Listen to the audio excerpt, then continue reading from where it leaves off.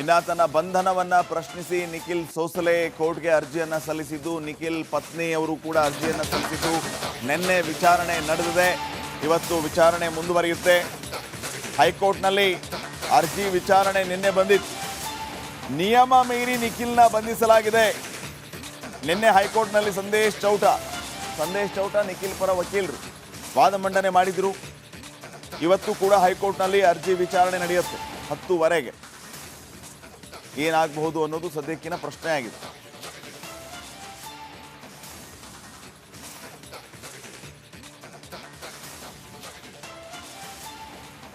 ಈ ಎಲ್ಲ ವಿಚಾರಗಳಿಗೆ ಸಂಬಂಧಪಟ್ಟಂತೆ ಮತ್ತಷ್ಟು ಮಾಹಿತಿ ಕೊಡೋದಕ್ಕೆ ಪ್ರತಿನಿಧಿ ಮಾದೇಶ್ ಈಗ ನೇರ ಸಂಪರ್ಕದಲ್ಲಿ ಜಾಯ್ನ್ ಆಗಿದ್ದಾರೆ. ಮಾದೇಶ್, ಹಲವು ಪ್ರಶ್ನೆಗಳನ್ನ ಕೋರ್ಟ್ ಎತ್ತಿದೆ.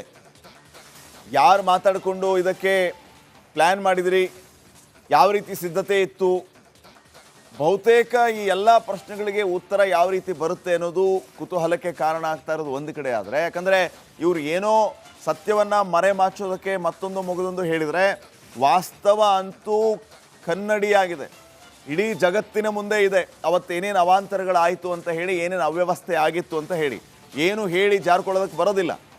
ಇನ್ನು ಮತ್ತೊಂದು ಕಡೆ ಇವತ್ತು ಮತ್ತೆ 10:00ವರೆಗೆ ನಿಖಿಲ್ ಸೋಸಲೆ ಅರ್ಜಿ ವಿಚಾರಣೆ ಬರುತ್ತೆ. ನಿನ್ನೆ ಏನೆಲ್ಲ ಆಯಿತು ಕೋರ್ಟಲ್ಲಿ ನೋಡಿದ್ದೀವಿ. ಸೊ ಏನೆಲ್ಲ ಅಪ್ಡೇಟ್ಸ್ ಇದೆ?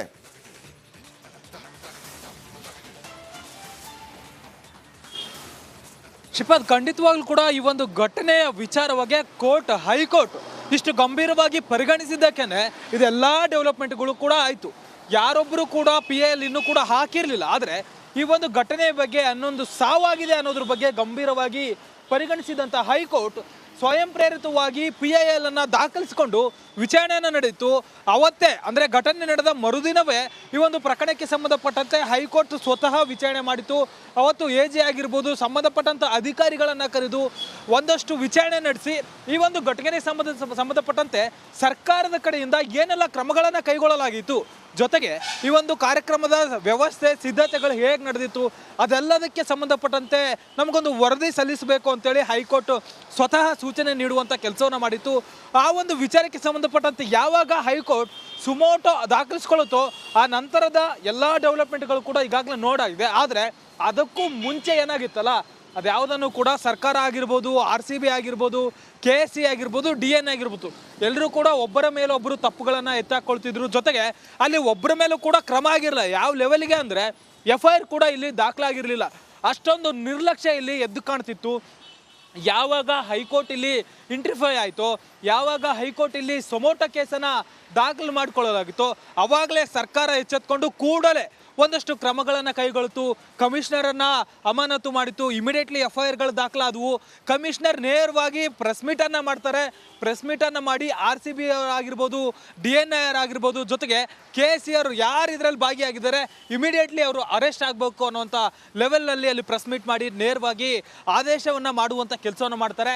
ಅದಾದಮೇಲೆ ಒಂದು ಕಡೆ ಮ್ಯಾಜಿಸ್ಟ್ರೇಟ್ ಕೂಡ ತನಿಖೆಯನ್ನು ನಡೆಸುವಂಥ ಕೆಲಸವನ್ನು ಮಾಡುತ್ತೆ. ಇಷ್ಟೆಲ್ಲ ಡೆವಲಪ್ಮೆಂಟ್ಗಳು ಕೂಡ ಇವತ್ತು ಹೈಕೋರ್ಟ್ಗೆ ಈ ಒಂದು ವರದಿಯ ತನಿಖಾ ಪ್ರಗತಿಯ ವರದಿಯನ್ನು ಸಲ್ಲಿಸಬೇಕಂತೇಳಿ ಅವತ್ತೇನು ಹೈಕೋರ್ಟ್ ಸೂಚನೆ ನೀಡಿರುತ್ತೋ ಅದರ ಮರುದಿನವೇ ಇಷ್ಟೆಲ್ಲ ಡೆವಲಪ್ಮೆಂಟ್ಗಳಾಗುತ್ತೆ. ಇವತ್ತು ಹೈಕೋರ್ಟ್ಗೆ ಸರ್ಕಾರ ವರದಿ ಸಲ್ಲಿಸಬೇಕಾಗಿದೆ. ಸರ್ಕಾರ ಏನು ಕ್ರಮಗಳನ್ನು ಕೈಗೊಂಡಿದೆ, ಮುಂಚೆ ಏನೆಲ್ಲ ಸಿದ್ಧತೆಗಳನ್ನು ಮಾಡಲಾಗಿತ್ತು, ಆ ಒಂದು ಘಟನೆ ನಡೆದ ನಂತರ ಯಾರ್ಯಾರ ವಿರುದ್ಧ ಕ್ರಮ ಆಗಿದೆ, ಏನು ಕಾರಣ ಆಗಿತ್ತು, ತನಿಖೆ ವೇಳೆ ಏನೆಲ್ಲ ಗೊತ್ತಾಗಿದೆ, ಎಲ್ಲವನ್ನು ಕೂಡ ವರದಿ ಸಲ್ಲಿಸಬೇಕಂತೇಳಿ ಹೈಕೋರ್ಟ್ ಸೂಚನೆ ನೀಡಿತ್ತು.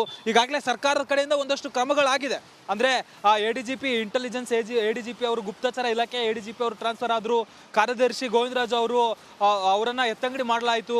ಜೊತೆಗೆ ಕಮಿಷನರ್ ಸೇರಿ 5 ಜನ ಆಫೀಸರ್ಸ್ಗಳನ್ನು ಅಮಾನತು ಮಾಡಲಾಗಿತ್ತು. ಜೊತೆಗೆ 4 ಜನರನ್ನ ಈಗಾಗಲೇ ಬಂಧಿಸಿ ಜೈಲಿಗೆ ಕಳಿಸಲಾಗಿದೆ. ಸಂಪರ್ಕಿಸ್ತೀವಿ. Thank you Madesh. ಇನ್ನು ತನ್ನ ಬಂಧನವನ್ನ ಪ್ರಶ್ನಿಸಿ ನಿಖಿಲ್ ಸೋಸಲೆ ಕೋರ್ಟ್ಗೆ ಅರ್ಜಿಯನ್ನ ಸಲ್ಲಿಸಿದ್ದು. ನಿಖಿಲ್ ಪತ್ನಿಯವರು ಕೂಡ ಅರ್ಜಿಯನ್ನ ಸಲ್ಲಿಸಿದ್ದು. ನಿನ್ನೆ ವಿಚಾರಣೆ ನಡೆದಿದೆ, ಇವತ್ತು ವಿಚಾರಣೆ ಮುಂದುವರಿಯುತ್ತೆ. ಹೈಕೋರ್ಟ್ನಲ್ಲಿ ಅರ್ಜಿ ವಿಚಾರಣೆ ನಿನ್ನೆ ಬಂದಿತ್ತು. ನಿಯಮ ಮೀರಿ ನಿಖಿಲ್ನ ಬಂಧಿಸಲಾಗಿದೆ. ನಿನ್ನೆ ಹೈಕೋರ್ಟ್ನಲ್ಲಿ ಸಂದೇಶ್ ಚೌಟ ನಿಖಿಲ್ ಪರ ವಕೀಲರು ವಾದ ಮಂಡನೆ ಮಾಡಿದ್ರು.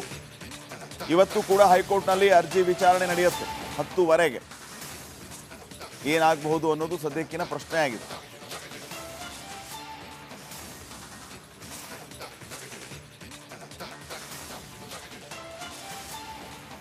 ಈ ಎಲ್ಲ ವಿಚಾರಗಳಿಗೆ ಸಂಬಂಧಪಟ್ಟಂತೆ ಮತ್ತಷ್ಟು ಮಾಹಿತಿ ಕೊಡೋದಕ್ಕೆ ಪ್ರತಿನಿಧಿ ಮಾದೇಶ್ ಈಗ ನೇರ ಸಂಪರ್ಕದಲ್ಲಿ ಜಾಯ್ನ್ ಆಗಿದ್ದಾರೆ. ಮಾದೇಶ್, ಹಲವು ಪ್ರಶ್ನೆಗಳನ್ನ ಕೋರ್ಟ್ ಎತ್ತಿದೆ.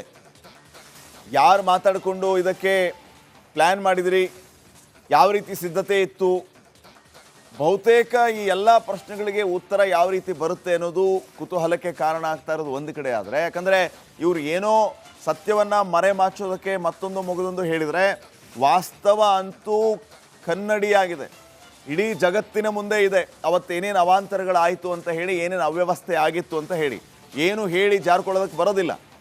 ಇನ್ನು ಮತ್ತೊಂದು ಕಡೆ ಇವತ್ತು ಮತ್ತೆ 10ವರೆಗೆ ನಿಖಿಲ್ ಸೋಸಲೆ ಅರ್ಜಿ ವಿಚಾರಣೆ ಬರುತ್ತೆ. ನಿನ್ನೆ ಏನೆಲ್ಲ ಆಯಿತು ಕೋರ್ಟಲ್ಲಿ ನೋಡಿದ್ದೀವಿ. ಸೊ ಏನೆಲ್ಲ ಅಪ್ಡೇಟ್ಸ್ ಇದೆ?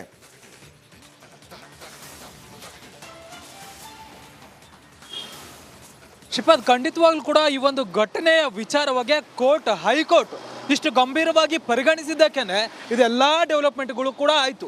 ಯಾರೊಬ್ಬರು ಕೂಡ PIL ಇನ್ನೂ ಕೂಡ ಹಾಕಿರಲಿಲ್ಲ. ಆದರೆ ಈ ಒಂದು ಘಟನೆಯ ಬಗ್ಗೆ ಹನ್ನೊಂದು ಸಾವಾಗಿದೆ ಅನ್ನೋದ್ರ ಬಗ್ಗೆ ಗಂಭೀರವಾಗಿ ಪರಿಗಣಿಸಿದಂಥ ಹೈಕೋರ್ಟ್ ಸ್ವಯಂ ಪ್ರೇರಿತವಾಗಿ PIL ಅನ್ನು ದಾಖಲಿಸಿಕೊಂಡು ವಿಚಾರಣೆಯನ್ನು ನಡೆಯಿತು. ಅವತ್ತೇ ಅಂದರೆ ಘಟನೆ ನಡೆದ ಮರುದಿನವೇ ಈ ಒಂದು ಪ್ರಕರಣಕ್ಕೆ ಸಂಬಂಧಪಟ್ಟಂತೆ ಹೈಕೋರ್ಟ್ ಸ್ವತಃ ವಿಚಾರಣೆ ಮಾಡಿತು. ಅವತ್ತು AG ಆಗಿರ್ಬೋದು, ಸಂಬಂಧಪಟ್ಟಂಥ ಅಧಿಕಾರಿಗಳನ್ನು ಕರೆದು ಒಂದಷ್ಟು ವಿಚಾರಣೆ ನಡೆಸಿ ಈ ಒಂದು ಘಟನೆಗೆ ಸಂಬಂಧಪಟ್ಟಂತೆ ಸರ್ಕಾರದ ಕಡೆಯಿಂದ ಏನೆಲ್ಲ ಕ್ರಮಗಳನ್ನು ಕೈಗೊಳ್ಳಲಾಗಿತ್ತು, ಜೊತೆಗೆ ಈ ಒಂದು ಕಾರ್ಯಕ್ರಮದ ವ್ಯವಸ್ಥೆ ಸಿದ್ಧತೆಗಳು ಹೇಗೆ ನಡೆದಿತ್ತು ಅದೆಲ್ಲದಕ್ಕೆ ಸಂಬಂಧಪಟ್ಟಂತೆ ನಮಗೊಂದು ವರದಿ ಸಲ್ಲಿಸಬೇಕು ಅಂತೇಳಿ ಹೈಕೋರ್ಟ್ ಸ್ವತಃ ಸೂಚನೆ ನೀಡುವಂಥ ಕೆಲಸವನ್ನು ಮಾಡಿತ್ತು. ಆ ಒಂದು ವಿಚಾರಕ್ಕೆ ಸಂಬಂಧಪಟ್ಟಂತೆ ಯಾವಾಗ ಹೈಕೋರ್ಟ್ ಸುಮೋಟೋ ದಾಖಲಿಸ್ಕೊಳ್ಳುತ್ತೋ ಆ ನಂತರದ ಎಲ್ಲ ಡೆವಲಪ್ಮೆಂಟ್ಗಳು ಕೂಡ ಈಗಾಗಲೇ ನೋಡಾಗಿದೆ. ಆದರೆ ಅದಕ್ಕೂ ಮುಂಚೆ ಏನಾಗಿತ್ತಲ್ಲ, ಅದ್ಯಾವುದನ್ನು ಕೂಡ ಸರ್ಕಾರ ಆಗಿರ್ಬೋದು, RCB ಆಗಿರ್ಬೋದು, KSC ಆಗಿರ್ಬೋದು, DN ಆಗಿರ್ಬೋದು, ಎಲ್ಲರೂ ಕೂಡ ಒಬ್ಬರ ಮೇಲೆ ಒಬ್ಬರು ತಪ್ಪುಗಳನ್ನು ಎತ್ತಾಕೊಳ್ತಿದ್ರು. ಜೊತೆಗೆ ಅಲ್ಲಿ ಒಬ್ಬರ ಮೇಲೂ ಕೂಡ ಕ್ರಮ ಆಗಿರಲಿಲ್ಲ. ಯಾವ ಲೆವೆಲ್ಗೆ ಅಂದರೆ FIR ಕೂಡ ಇಲ್ಲಿ ದಾಖಲಾಗಿರಲಿಲ್ಲ. ಅಷ್ಟೊಂದು ನಿರ್ಲಕ್ಷ್ಯ ಇಲ್ಲಿ ಎದ್ದು ಕಾಣ್ತಿತ್ತು. ಯಾವಾಗ ಹೈಕೋರ್ಟ್ ಇಲ್ಲಿ ಇಂಟ್ರಿಫೈ ಆಯಿತೋ, ಯಾವಾಗ ಹೈಕೋರ್ಟ್ ಇಲ್ಲಿ ಸೊಮೋಟೋ ಕೇಸನ್ನು ದಾಖಲು ಮಾಡಿಕೊಳ್ಳಲಾಗಿತ್ತೋ, ಆವಾಗಲೇ ಸರ್ಕಾರ ಎಚ್ಚೆತ್ಕೊಂಡು ಕೂಡಲೇ ಒಂದಷ್ಟು ಕ್ರಮಗಳನ್ನು ಕೈಗೊಳ್ತು. ಕಮಿಷನರನ್ನು ಅಮಾನತು ಮಾಡಿತ್ತು. ಇಮಿಡಿಯೇಟ್ಲಿ FIRಗಳು ದಾಖಲಾದವು. ಕಮಿಷನರ್ ನೇರವಾಗಿ ಪ್ರೆಸ್ ಮೀಟನ್ನು ಮಾಡ್ತಾರೆ. ಪ್ರೆಸ್ ಮೀಟನ್ನು ಮಾಡಿ RCB ಆಗಿರ್ಬೋದು, DNIR ಆಗಿರ್ಬೋದು, ಜೊತೆಗೆ KSC ಅವರು ಯಾರು ಇದರಲ್ಲಿ ಭಾಗಿಯಾಗಿದ್ದಾರೆ ಇಮಿಡಿಯೇಟ್ಲಿ ಅವರು ಅರೆಸ್ಟ್ ಆಗಬೇಕು ಅನ್ನುವಂಥ ಲೆವೆಲ್ನಲ್ಲಿ ಅಲ್ಲಿ ಪ್ರೆಸ್ ಮೀಟ್ ಮಾಡಿ ನೇರವಾಗಿ ಆದೇಶವನ್ನು ಮಾಡುವಂಥ ಕೆಲಸವನ್ನು ಮಾಡ್ತಾರೆ.